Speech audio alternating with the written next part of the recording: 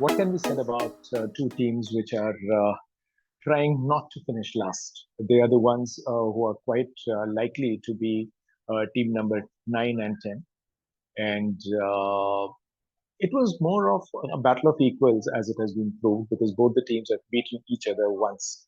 And, there was very little to choose between these two sides. If you look at the way the match progressed, two batsmen did the job for Sunrisers. Two batsmen kept the chase alive for Capitals.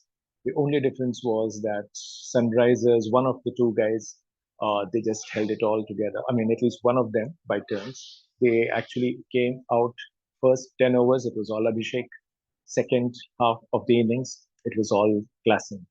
Whereas if you look at what happened with the Capitals, two guys came together, put on 112 runs. They both departed within 13, within the space of those 13 balls. And of course, there was, thereafter, Capitals was never in the hunt.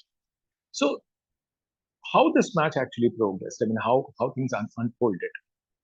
It was quite surprising to see that Sunrisers won the toss, chose to bat. I mean, they were very clear that if they could put the pressure on the bowling, then Capitals would be out of their, depth. For the simple reason, uh, Capitals has been working only on one strategy that look, our bowling is okay, our batters have to come good.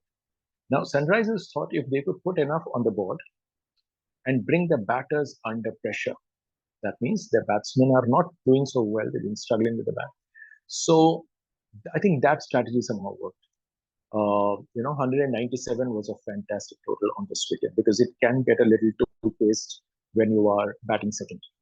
But it's not a bad wicket. I mean, you can still score 170, 180, even 200 runs.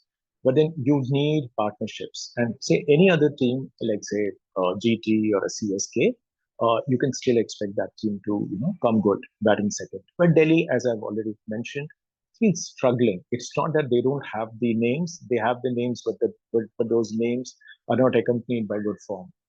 So again, this time, I mean, usually we have seen that Warner is the one who just anchors the innings, runs it, like whatever that he does. Today it was his off day. He fell early, didn't score any, and then there was a partnership. Now that must have given a lot of joy to both Warner and Ricky Ponting. Capitals just didn't have any hold in those, in those 8 overs, the last few overs. So 197 on the board, always very tough. They needed partnerships to chase it down. They did get one, but then, of course, the same old story.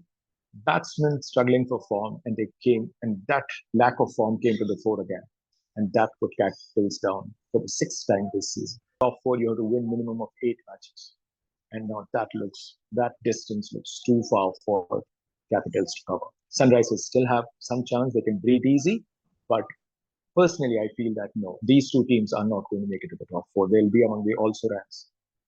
And that's where I think the teams ought to be because they haven't been playing well. They've been winning odd matches, losing more matches. But then, yes, if you have to have those teams between the fifth and the 10th on that list, these two teams qualify to play.